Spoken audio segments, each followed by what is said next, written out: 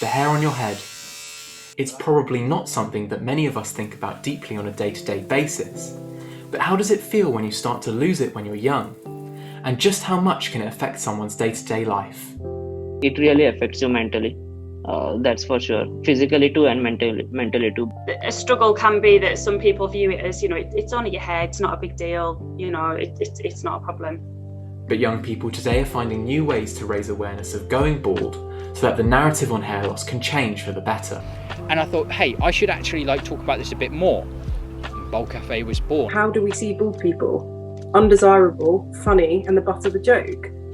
But it's not. Bald is beautiful. Bald can be beautiful.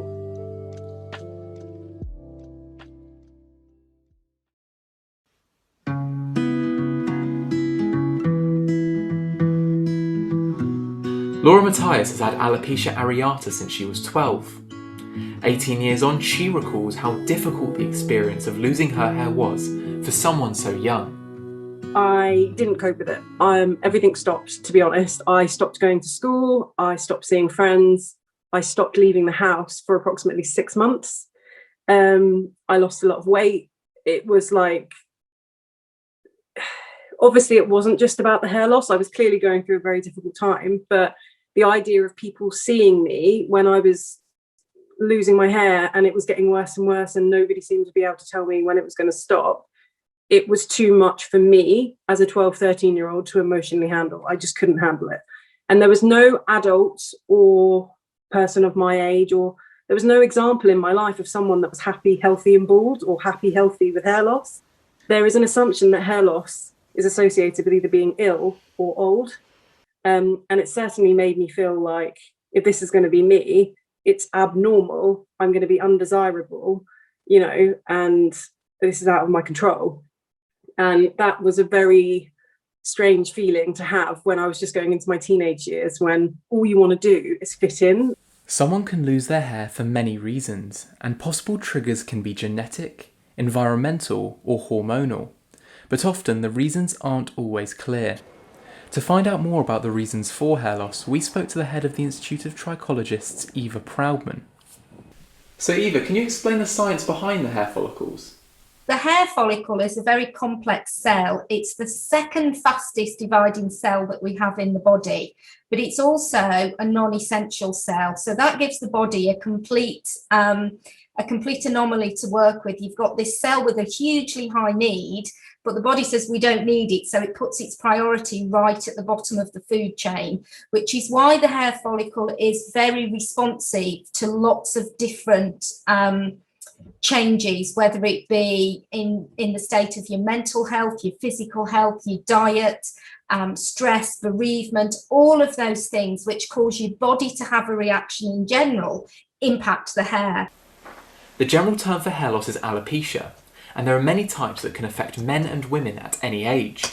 Some of the main ones are androgenetic alopecia, otherwise known as male or female pattern baldness. This affects 30% of men under 30 and more than 1 in 10 women aged 20 to 29.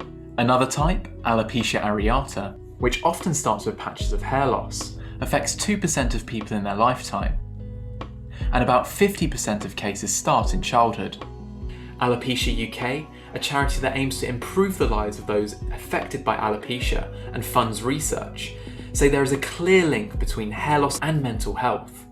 It's kind of like a grieving process, really. It's a shock to have to suddenly try and just deal with that. You've also got the psychological challenges, suddenly you can look in the mirror and you just think, I don't know who that is. I don't recognize that person. And that's a real challenge to kind of just not feel like yourself and to be able to try and get back to feeling like yourself. There are a lot of statistics out there now that, the figures always vary, but often you kind of see somewhere between 40-60% of people with alopecia often have anxiety and depression as well. So, all these challenges, it can then lead to having these kind of mental health challenges further down the line.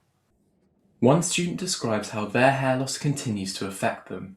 They wanted to remain anonymous. I just remember, looking in the mirror and thinking, I don't want to be bald, but I didn't know that was happening. So I was kind of in denial. And I the minute it started to become really noticeable. I didn't actually tell anyone. I only told my mum, and she only kind of noticed it because when she went to like pick up my jacket, it was covered in hair, and she thought, this isn't right. So she said like, what's going on? And then eventually I did have to like tell my dad because you couldn't hide it. And how has this impacted your last year of university? So I'm graduating this year. Actually, the fact that it's online, that actually made me feel a lot better. I thought, if this is going to go ahead and I have to walk out in front of people, I don't think I'm even going to go.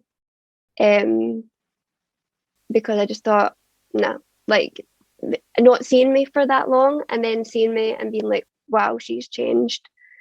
I don't want people to like be taken aback. I think I'd make myself ill worrying about it that much. So the fact that I should have been so happy, like graduating, walking across the stage, getting your diploma, that made me feel physically sick. As well as creating an added pressure while studying, losing your hair can also be difficult due to views held about hair loss in society. Vishal Chowdhury is a student originally from India who has androgenetic alopecia. He continues to experience the difficulties of being a bald person from a country that he says doesn't accept hair loss. It really affects you mentally. That's for sure. Physically too, and mentally too, because you always keep on looking at your hair, because every time it is portrayed in, like a movies or models. I don't see any model who is bald. Very rarely I can see some male model who is bald, or for example, if you want to show any villain or a person with a negative role in a movie, they always show that person as a bald, uh, especially in Bollywood. So people don't take it like openly. I don't know really, it's a bit of a tough blow to take. I don't want my hair to fall out. Harry James started losing his hair when he was 25 and recorded a video at his lowest point. He reflects back on how losing his hair affected his confidence. I just started to like avoid people, and I'd walk with my like head down, looking at the floor. I never wanted to like look at people. And then I didn't realise I was doing it, but it was slowly building like that. And then I caught myself like where I'd normally like say hello to someone, it looked like they were like wanted to like talk to me, and I'd just go like that, and it just clicked in my head. I was like, what are you doing? I was like, what has happened? Like, you've completely changed, how I felt about myself and stuff like that. And that was the moment when I was like, I can't keep going on like this. I've got to do something about it. The hair loss industry was worth over £5 billion in 2018 and is projected to grow to £8.6 billion by 2026. But there's currently no cure for hair loss, and most treatments aren't available on the NHS. For young people, the lack of any guarantee in cost can be financially and mentally difficult.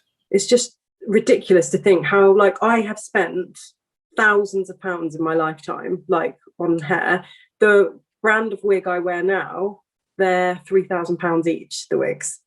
So I save up every 2 years. I say no to holidays. I say no to, like, I've got a crappy old car because I have a hair fund, like, because that for me has always been, well, I have to pay, that's my responsibility, It is really hard for people, especially in the beginning. If you lose your hair, you really just want to find answers, and you want to know that when something happens to your body, you immediately think, well, there'll be something there to fix it.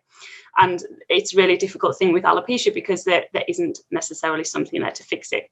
There are various different treatment options, and sometimes they'll work for some people, but not for others. So it's really unpredictable, and that can be a difficult thing to sit with.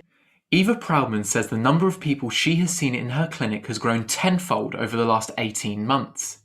She says some are coming with depression, anxiety and body dysmorphia as a result of their hair loss. Would you say young people suffering from hair loss are vulnerable in any way? Absolutely, and not just young people. If you've got hair loss, you're automatically vulnerable. The one thing you want when you've got hair loss is you want to fix it. You want that hair back. And you'll believe any promise because you want it fixed. And we need to regulate the space more, and that's something we're working to do at the Institute, is to get professional standards accreditation. Because those people are vulnerable, extra noughts go on the end of the cost of products, and that's my real pet hate, is that people are looking to restore their hair already. We don't need to sort of take them for a ride on pricing either. We reached out to the Medicines and Healthcare Products Regulatory Agency for contact, and they didn't get back to us. Young people experiencing hair loss are also looking for their own solutions. This has led some to the internet to discuss and in some instances source treatments. We've been in one of these groups for the last 3 months and realised just how many young people were seeking support in these forums. In just 1 week alone, there are 156 posts in the group, with the average age just 27, some as young as 16. But young people are now also turning to social media in new ways to increase representation and raise awareness of living with hair loss. How's it going, everyone? Welcome to this video and welcome to the channel Gould Cafe if you are new here. After seeing how many people responded to him talking about his own hair loss journey, Harry James created the YouTube channel Gould Cafe. The channel shares the experiences of young people losing their hair and has grown in popularity, with over 115,000 subscribers. We're all dealing with the same thing here, but we're trying to deal with it on our own. And it's like you feel that I'm the only one that this is happening to. And I think the biggest response I get when people come, like, first find the videos or they first see, like, two guys, like, we're just two guys who have been going through the same thing, or we've gone through the same thing, talking it out. And I think people, it's like that fly on the wall. It's like that person is there with us, and like we've kind of, I guess, dealt with it, or we've been through it, and that other person who's watching the video is like on that journey themselves. I will never stop trying to like help people, I guess, feel more comfortable with the situation they're out, and I think normalize this this thing of like losing your hair and stuff like that, because it's just so normal. Hello. So I'm just back from my usual Sunday walk in my bandana. I don't know if I've really kind of made it clear, but that's something I'm trying to do every Sunday now, so I get into the habit of going out without my wig. And a disruption to her routine in lockdown led Laura to search for the hair loss community on social media and post her first photo without a wig. Since then, Laura has renamed her Instagram to Relight Alopecia, trying to raise awareness for people with alopecia on her page. It's almost given me a new life's purpose, which is to finally see, I've always kind of wanted to be an expert in something. Well, guess what? I'm an expert in my experience of being a young person without hair. And lots of people, according to Instagram, seem to want to hear about that experience. I went from 300 followers last May to now I've got 7,000, because there are so many people out there that have some kind of hair loss or know someone that does, and they don't feel they can talk openly about it, so they have to come to this safe Instagram bubble. So yeah, I want to keep showing up on Instagram every day, because if I can be in someone's feed being that positive, happy, healthy, bald person, then that's what I want to be. Everyone we've spoken to says there needs to be more conversation about hair loss. Only when this starts can the mental health of so many young people sustainably improve. We need to do more studies into and really kind of say this is the actual impact on people with alopecia. We then need to use that to educate all of those that people with alopecia might come into contact with, those the GPs, the dermatologists, the people in wig salons, hairdressers, and we also need to use it to educate just people generally about alopecia, and do awareness campaigns, and hopefully all of those things as well can help grow the confidence of people with alopecia so that they do feel more able to kind of speak out about their experiences. The number one thing, talk about it as much as you can, as best as you can. Find someone that you feel comfortable, just lending you an ear, whether that's me, whether that's a stranger, whether that's you getting the camera out, you know, getting your phone out and just making little entries of like, this is how I feel about it right now. I wish a little bit that I didn't have to create that world for myself. I would like that world and that kind of level of representation of happy, healthy, bald people to exist out there on billboards, on mainstream TV, you know, and we still have a long way to go.